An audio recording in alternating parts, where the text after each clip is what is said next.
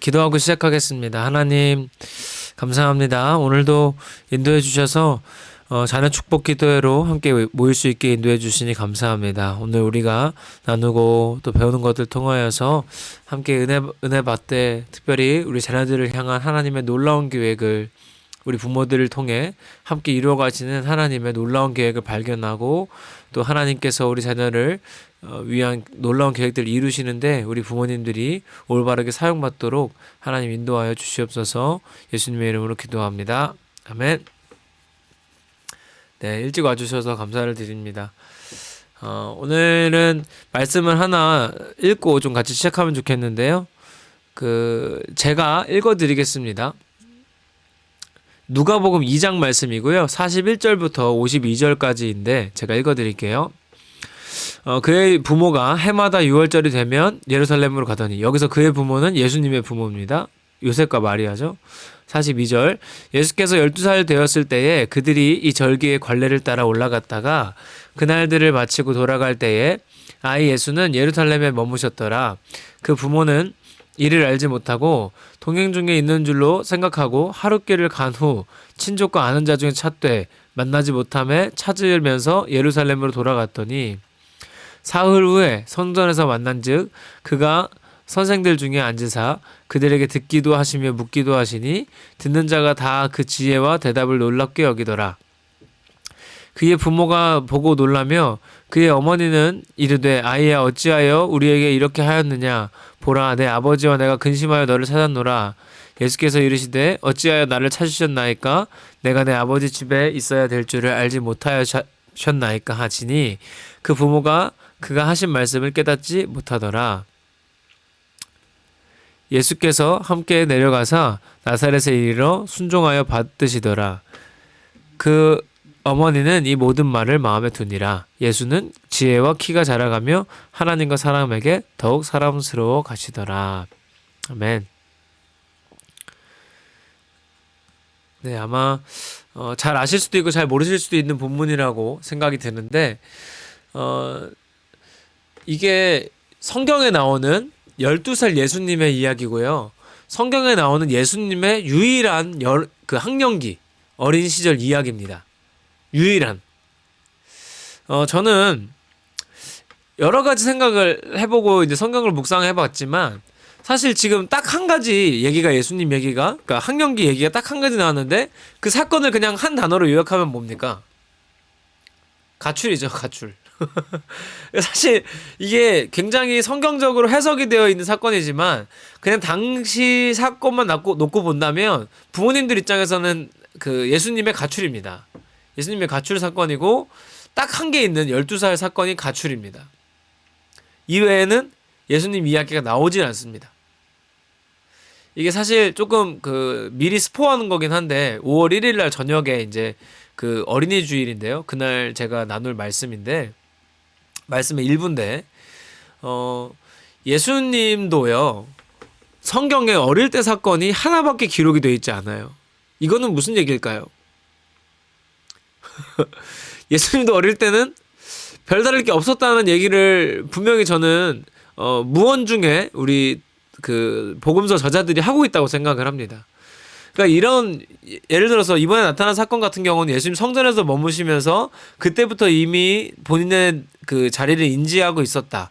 뭐 이미 지혜로운 분이었다라고 해석하시는 분들도 있어요. 맞는 말이죠. 근데 맞는 말인데 문제는 뭐냐면 예수님의 딱 하나 있는 사건이 어쨌든 가출 사건이라는 거고 나머지 얘기는 없다는 거예요.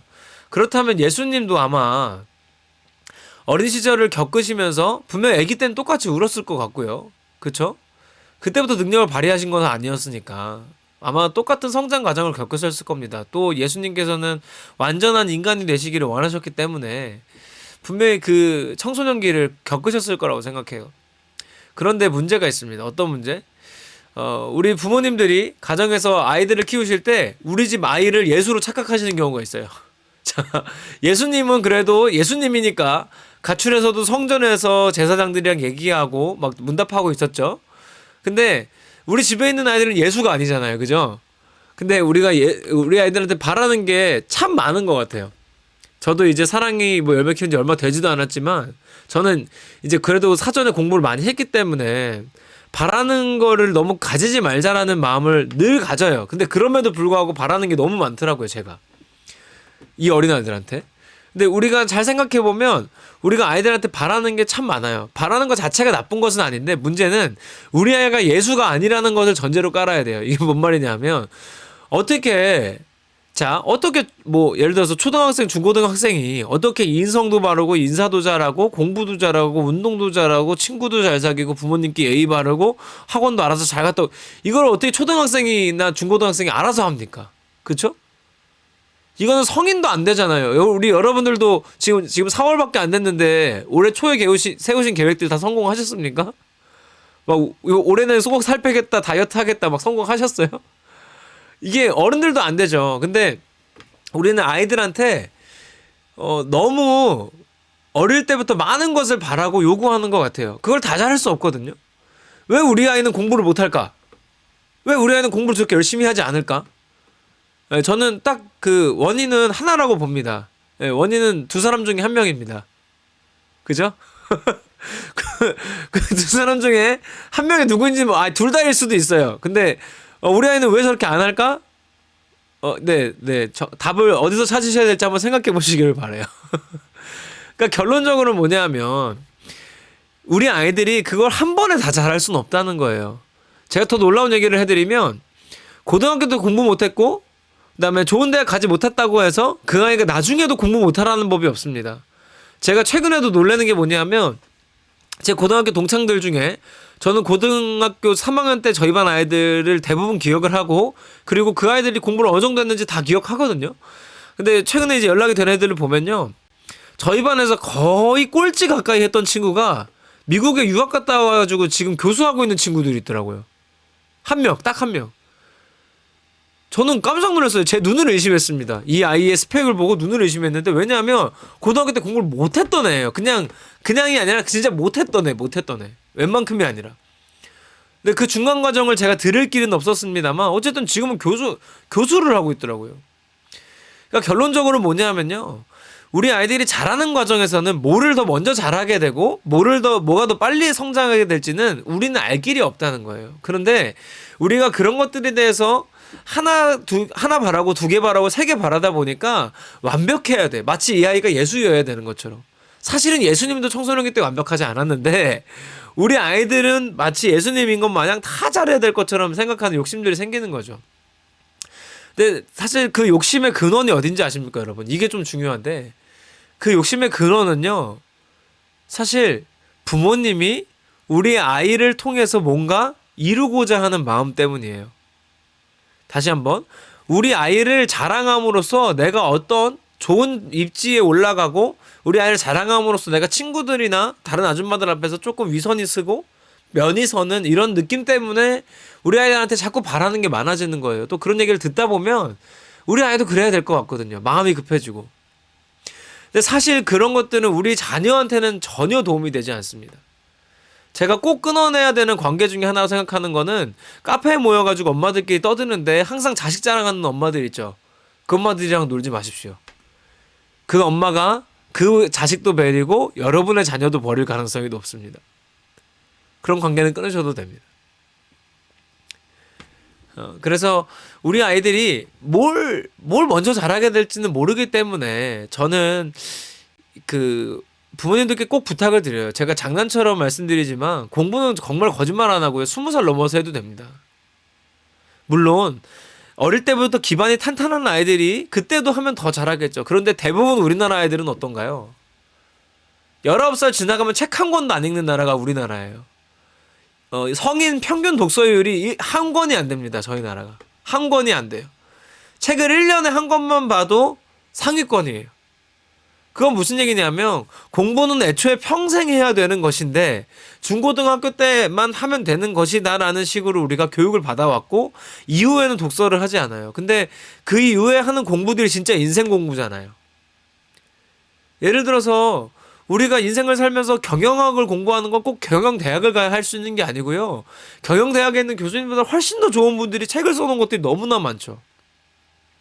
그런 것들을 20살 때부터 공부하고 접하면서 필요한 것들은 취하고 또 배우고 내 전공이 뭐냐에 관계없이 해나가야 내가 지금 배우는 것들 더 다양하게 쓰고 하나님 원하시는 방향대로 하나님 원하시는 때에 그대로 사용할 수 있는 능력이 생길 텐데 실제 공부해야 되는 20살에는 공부를 하지 않고 그 전에 다 끝난 것처럼 생각을 한다는 거죠. 이것도 살짝 스포인데 저희 나라는 되게 웃긴 게 뭐냐면 20살 아이들은요 지금 코로나 때문에 아닌 것 같지만 여전히 그래요. 20살 이상 대학생들은요 클럽 가서 놀려고 줄 서 있고요. 정작 뛰어놀아야 되는 8살 9살짜리들은 다 학원 가 있어요. 거꾸로 하고 있죠. 사실은 그때 가서 해야 되는 공부가 진짜 공부인데 우리는 8살 9살 때는 8살 9살 때는 학원에 가 있고 그때 못 놀았으니까 20살 돼서 진짜 인생 공부를 해야 되는 때에는 클럽 가서 놀고 앉아 있는 거예요. 결국에는 그 인생의 미래가 밝아지기는 너무나도 어렵죠. 자, 그렇다면 이것을 우리는 어떻게 받아들여야 할까? 저는 오늘 본문에서도 보여주는 게 분명히 있다고 생각합니다. 저는 인상 깊었던 게 뭐였냐면 예수님이 하시는 이야기를 듣고 본문에 뭐라고 나왔냐면 마리아가 잠시만요. 보여드릴게요. 여기서 보면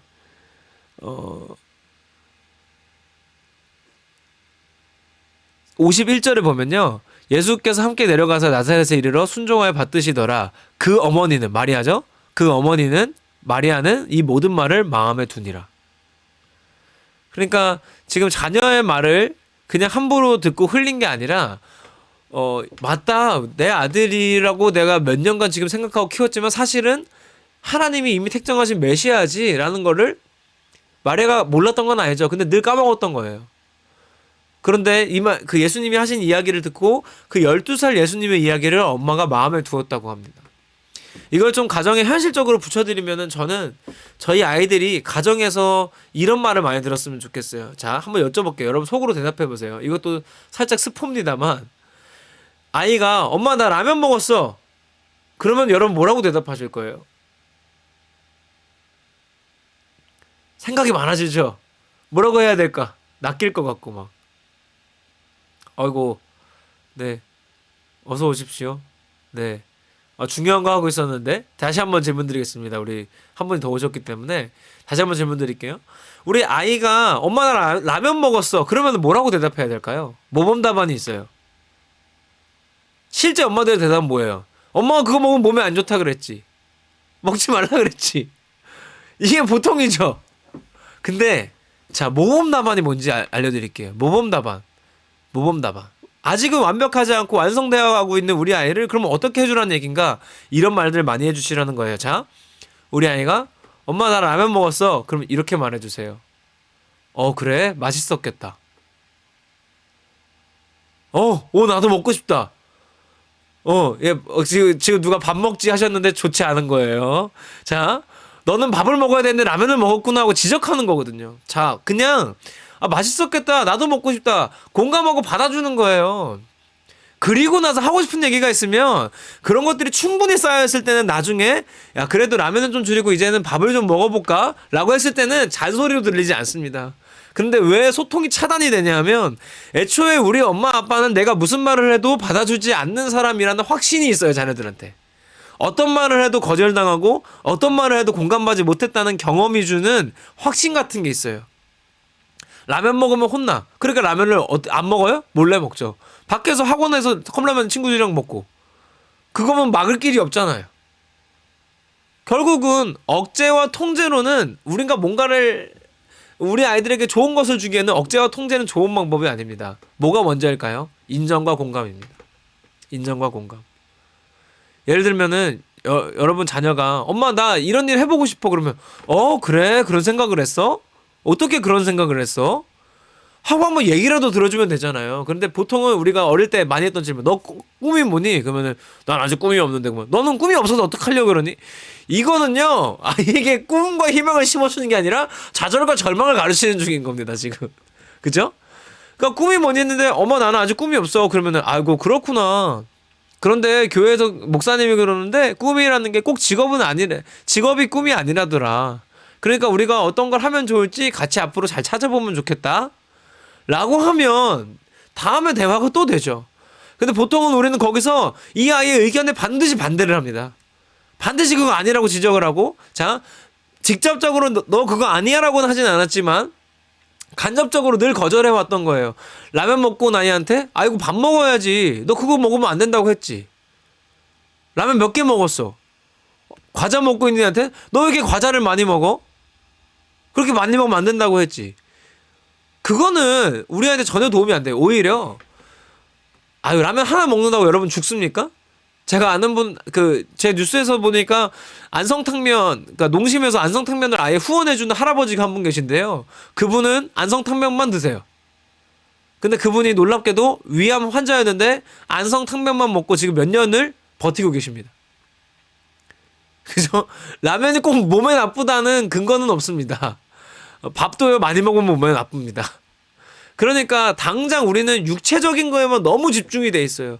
이 아이를 육체적으로 어떻게 잘 키울까에만 모든 포커스가 가 있으니까 정서적이고 성격적이고 인격적이고 신앙적인 발달이 자꾸 뒤로 밀려 있어요. 라면 한 개를 먹었어도 됩니다. 그런데 거기서 아이가 상처받는 것보다는 엄마한테 한번 인정받고 신뢰받으면 자녀와 부모 사이에 신뢰감이 형성이 돼요. 그러면 그 다음에는 엄마가 무슨 말을 해도 아이가 들으려고 합니다. 그런데 애초에 아이들의 말을 들어보지도 않고 아이들 입장에 생각해보지도 않고 그런 과정 없이 계속 얘기만 나가면 이건 잔소리로밖에 안 들어요. 결국에는 20살 넘으면 여러분의 전혀 컨트롤할 수 없을 겁니다. 그걸 원하시진 않죠. 저는 여러분이 컨트롤하지 않기를 원합니다만 우리 아이들을 위해서라도 인정하고 신뢰해주고 받아주시는 말들을 많이 해주세요. 무슨 말을 해도 어떻게 그렇게 생각했어? 아이고 그랬구나. 이 얘기를 많이 해주셔야 됩니다.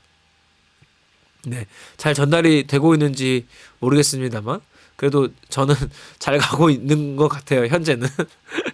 자, 그렇다면 우리는 오늘부터 이것을 어떻게 실천할 수 있을까? 네, 여러분 쉬운 방법이 있습니다. 우리 아마 방송에서도 많이 보셨을 텐데 상대방 말을 무조건 한번 반복을 해주는 거예요. 이게 제일 쉬운 방법이에요. 근데 100%다 통하는 건 아닙니다만 이것이 그래도 시작하는 단계는 제일 좋아요. 예를 들어서 엄마 나 학교에서 오늘 누구 친구랑 뭐 했잖아. 그러면은 누구 친구랑 뭐 했구나. 근데 보통은 어떻게 돼요? 엄마 걔랑 놀지 말라 그랬지. 이거 아니야. 누구랑 뭐 했구나. 그래, 그렇게 가셔야 우리 아이가 숨어서 저지르는 비행들이 일어나지 않습니다. 심지어는요, 저는 바라기는 아이가 하는 취미생활, 재밌어 하는 것, 아이들이 보는 콘텐츠에도 관심을 가지시면요, 대화라는 게 그렇게 어렵지가 않습니다. 결국에는 우리 아이가 현재 공부를 잘하는지, 키가 큰지, 뭐 인격이 좋은지, 성격이 어떤지는요, 사실 다 형성되어 가는 중이기 때문에 얼마든지 고쳐갈 수 있습니다. 제가 아까도 말씀드렸지만 지금 공부 못해도 20살 넘어서 공부 잘하면 그 아이가 아마 더 잘 될 겁니다. 근데 오히려 중고등학교 내내 시달린 친구들은요, 정작 공부해야 되는 대학 가서는 공부를 안 하더라고요. 그러니까 시달리는 걸 배우기보다는 오히려 좀 동기를 부여받고 할 수 있을 때까지 기회와 시간을 허락해 주시는 것도 한 가지 방법입니다. 제가 자주 말씀드리지만 부모님들 너무 자녀들 학업 때문에 스트레스 받지 마십시오. 어차피 그 학업이 우리 아이 인생 책임져 주지 않는다는 걸 지금 30, 40대가 증명해내고 있습니다. 아니죠. 정확히 2030. 저희 20, 30대가 지금 그 공부가 먹여 살려주지 않는다는 걸 정확하게 지금 확인시켜주고 있습니다. 참고로 요건 참고사항인데 워렌 버핏은 12살 때부터 주식 투자했답니다. 그 사람은 경영학과 안 나왔고 경제학과 안 나왔습니다. 네, 무슨 말씀인지 아시겠죠? 그래서 우리 아이들한테 여러분 신뢰해 주시고 인정해 주시면요, 우리 아이들 안에서 존재하고 계시는 우리 아이들을 함께 하신 하나님이요, 그 아이들을 통한 놀라운 계획들을 끌어가시기가 더 쉽습니다. 그쵸? 왜냐하면 엄마를 통해서 아이와 소통하는 게 아니라 아이와 하나님 사이에 소통이 일어날 수 있는 일들이 일어나기 때문입니다. 그 근거는 뭐다? 우리 부모님들이 인정해 주시고 신뢰해 주면 우리 아이들 안에 건강한 자아들이 쌓인다. 그래서 그것을 통해서 우리 아이들이 앞으로 더 나은 일들, 멋진 일들을 해낼 수 있다. 우리가 생각하고 계획한 것보다 훨씬 더. 네, 그 마음에 동의가 좀 되시면 좋겠습니다. 혹시 질문이 있으시거나 하면, 아니면은 가정에서 자녀들 때문에 어려움이 있으시거나 하면 언제든지 저한테 연락 주십시오. 그러면은 제가 제 일처럼 생각하고 함께 해결하고 하도록 하겠습니다. 이 시간 잠깐 같이 기도하고 마무리를 하겠습니다. 여러분 있으신 곳에서 하실 수 있는 방법으로 기도하시면 됩니다. 우리 첫 번째, 총 3가지 기도할 겁니다. 첫 번째 기도 제목은요, 하나님, 우리가 우리 아이들을 늘 가르치려고 하기보다는 공감하고 인정해 줄 수 있는 넓은 마음을 허락하여 주시옵소서. 세상이 주는 목소리들 때문에 급한 마음으로 우리 아이들을 몰아붙이는 것이 아니라 하나님 주시는 마음으로 인정하고 받아줄 수 있도록 인도하여 주시옵소서. 첫 번째 함께 기도합시다. 하나님, 인도하여 주시옵소서. 우리 아이들 통한 하나님의 놀라운 계획들이 있는데 우리가 세상에 이런저런 사람들의 이야기를 듣다 보면 마음이 급해지고 우리 아이들을 얽매고 옥죄일 수밖에 없는 현실에 있습니다. 하나님, 쉽지 않지만 우리가 그 마음들 좀 내려놓고 하나님께 맡겨드리고 우리 아이를 신뢰해주고 인정해주고 받아줄 수 있는 넓은 마음과 넓은 그릇을 우리 부모님들께 허락하여 주시옵소서. 하나님, 인도하여 주시옵소서. 한 가지 더 기도합시다. 우리 자녀들을 위해서 이 시간 기도하셨으면 좋겠습니다. 하나님, 가정에서 신뢰받고 인정받는 우리 자녀가 건강한 자아가 성장하고 그것을 통해 하나님께 쓰임받는 귀한 종이 되기 원합니다. 하나님, 우리 아이가 지금 이 시기를 보내며 건강한 자아, 하나님의 자녀라는 멋진 정체성 잘 알아갈 수 있도록 우리 자녀를 축복하여 주시옵소서. 함께 축복하며 기도합시다. 하나님, 우리 자녀들 위해서 기도합니다. 하나님, 우리 자녀들 정체성이 만들어지고 자아가 만들어지는 이 시기에 하나님을 더욱 잘 알기 원합니다. 주님을 더욱 알기 원합니다. 우리 아이들을 통해 하실 놀라운 일들을 기대합니다. 하나님 역사하시고 인도하여 주시옵소서. 하나님, 가정에서 신뢰받고 인정받아 하나님의 귀한 뜻을 이뤄가는데 더욱 좋은 종들로 세워주시고 건강하게 세워주시고 하나님, 우리 아이들 성장하도록 인도하여 주시옵소서. 하나님, 인도하여 주시옵소서. 우리 마지막은 우리 생명성교회에 계신 우리 모든 부모님들, 여기 계신 분들 포함해서 모든 부모님들 위해서 기도했으면 좋겠습니다. 이 시간 기도하실 때 이 자녀 양육이라는 쉽지 않은, 인간적으로 참 어려운 시간 가운데 그럼에도 불구하고 하나님 중심으로, 그럼에도 불구하고 그 모든 시간들이 고난과 고통으로만 끝나는 것이 아니라 하나님의 은혜를 경험하고 하나님과 더 가까워지는 시간 될 수 있도록 우리 부모님들을 위로하시고 하나님 함께하여 주시옵소서. 함께 기도합시다. 하나님, 우리 부모님들께도 위로가 필요합니다. 자녀 양육하는 일이 결코 쉬운 일이 아님을 우리가 인정하며 하나님 앞에 나아갑니다. 이 자녀를 양육하는 일이 결코 쉽지 않지만 그럼에도 불구하고 그 가운데 하나님의 영광을 보기 원합니다. 가정에서 우리 아이들이 하나님을 배워가며 하나님의 자녀를 성숙해나가는 그 모습을 통해 우리 부모님들이 함께 성장할 수 있기를 원합니다. 하나님, 인도하여 주시옵소서. 하나님, 역사하여 주시옵소서.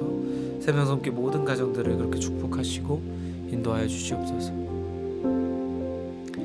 하나님, 감사합니다.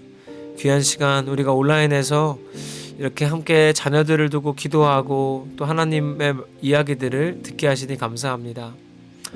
하나님, 우리가 세상의 이야기들을 듣고 조급한 마음으로 우리 자녀들을 몰아붙이기보다는 하나님이 주시는 한결 가벼운 마음으로 우리 자녀들을 인정해주고 신뢰해줄 수 있도록 인도하여 주시옵소서. 하나님, 가정에서 우리가 사용하는 언어들이 바뀌게 도와주시고 우리의 힘으로 할 수 없습니다. 생명성교 모든 부모님들께 하나님의 지혜를 부어주시옵소서. 하나님, 결코 쉽지 않은 일입니다. 하나님의 위로를 부어주시옵소서. 하나님, 너무도 힘든 일들입니다. 하나님, 능력을 더하여 주시옵소서. 하나님 참여한 귀한 하나님의 자녀들 기억해 주시고 우리가 매주 이렇게 나누는 내용들 또 이 시간을 통하여서 우리의 가정들이 하나하나 더욱 건강해지기 원합니다. 하나님 사용하시고 끝까지 인도하여 주시옵소서. 감사드립니다. 예수님의 이름으로 기도합니다. 아멘. 네, 오늘도 참여해 주셔서 감사를 드리고요. 다음번에 더 많은 분들과 또 함께 할 수 있으면 좋겠습니다. 수고 많으셨습니다. 감사합니다.